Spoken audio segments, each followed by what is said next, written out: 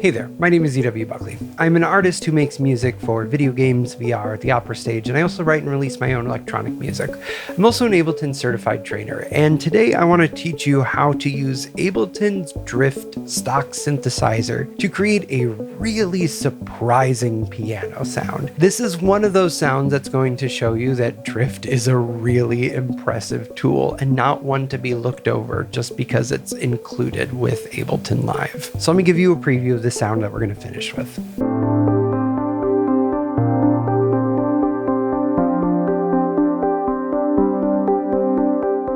Now let's go ahead and jump right in so I can show you how to build it. So let's start first with our oscillator section. I'm going to select the saturated waveform for oscillator 1, and we're going to bring the shape to 0.1. And for the modulation source, we're going to choose LFO and set that to 100. We're going to bring the gain up to 0 decibels and turning off our other two oscillators. With just those settings right now, it sounds like this.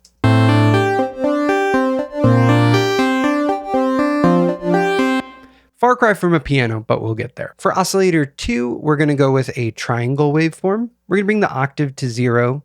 We're going to bring the detune to 0.14, and the gain for oscillator 2 is also going to be set at 0. Our two oscillators combined so far sounds like this.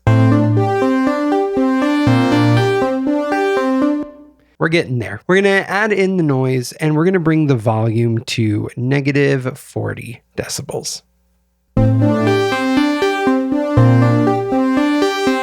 For mod amount, we're going to mod the pitch with the LFO by 5%, which at this setting is going to sound a little seasick, but we'll modulate it further. POV, you're a couple of minutes into this tutorial and you're like, this is going to sound like a piano?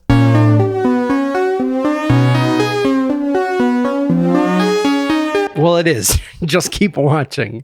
Okay, let's move on to the filter. We're going to do type 2. Let's go ahead and set our frequency to 1000 hertz. We're going to bring up the key amount to 0.2 for key tracking, and resonance we're going to go up to 0.3. For our modulation source for the filter, we're going to choose envelope 2 and do 5%. We're also going to choose key tracking, and we're going to do 8% for that. Now, so far our sound sounds like this.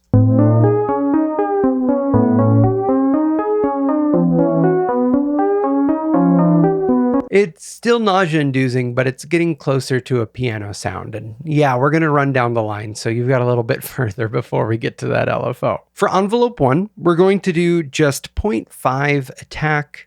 We're going to bring the decay up to 3500 milliseconds. We're also going to do 3500 milliseconds for the release as well. But we're going to bring the sustain all the way down to 0. And now let's start tweaking envelope 2 a bit as well. We're going to do 0 for the attack. We're going to do only 25 milliseconds for the decay.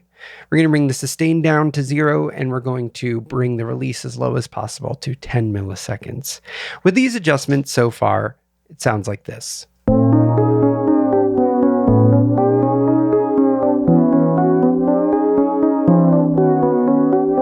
And then now the moment that we have all been waiting for. So over on the LFO, let's switch from sine to exponential envelope. And now all of that modulation that was fluctuating is now instead going to just be a singular envelope, moving downwards and just resting. So that's going to affect our filter. It's also going to affect our LFO shape and our pitch modulation. Now, making this adjustment, it still sounds pretty gnarly, but just like a single gnarly instead of oscillating gnarly. To push it over the edge, the mod source for the LFO, we're going to choose key tracking, and we're going to crank that up to 100%. And now our piano is starting to take some more shape.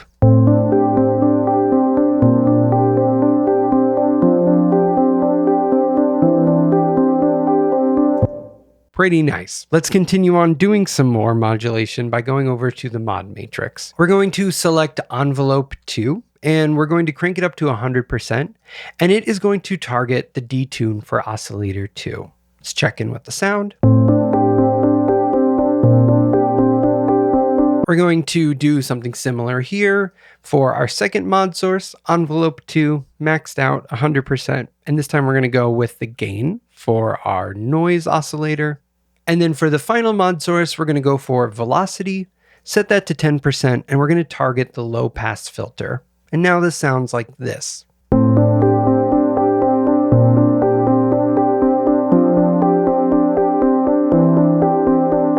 Pretty good, but we want the sound to widen out as if we're sitting at the keyboard. So for our mode, we are going to choose stereo, and we're going to crank that all the way up.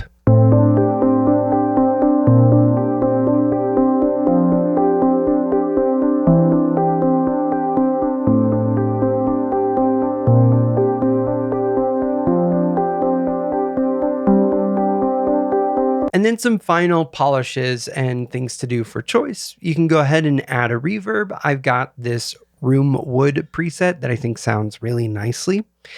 Back on drift itself, if you crank up drift all the way, it starts to sound like a detuned piano, which is really cool.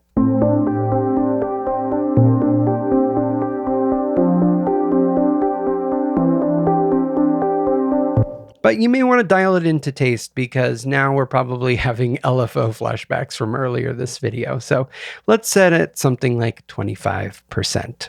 And then finally, the shape control now becomes kind of a tone control for this piano sound.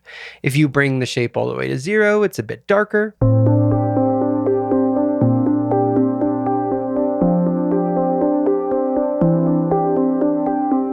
And if you bring it all the way up, it's quite bright.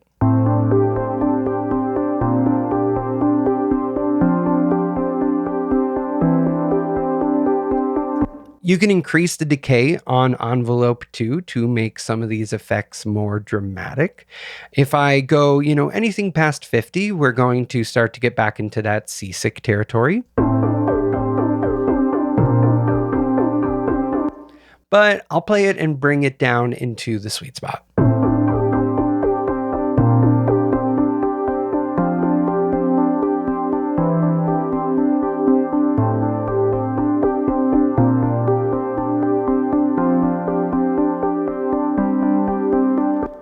So you really kind of have that 10-second to 50 millisecond range in which you can have a more pronounced click like you would with the keys. And then you can, of course, make the piano more muted if you adjust this decay time.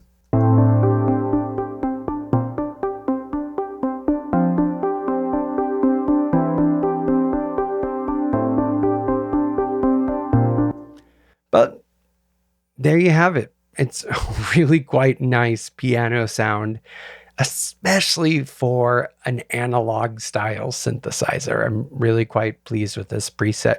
I'll let it play us out.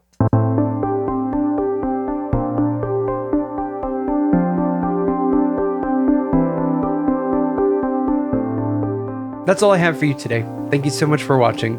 Please consider liking, subscribing, and leaving a comment. I'm working really hard to try to grow this channel to 50,000 subscribers by the end of 2026, and it is your support entirely that makes it possible. If you want to go a step further in helping to sustain the channel, consider joining my Patreon. I have 2 tiers for you to choose from, and at my artist tier, you get access to all of my presets, including a new one every single month. Till next time.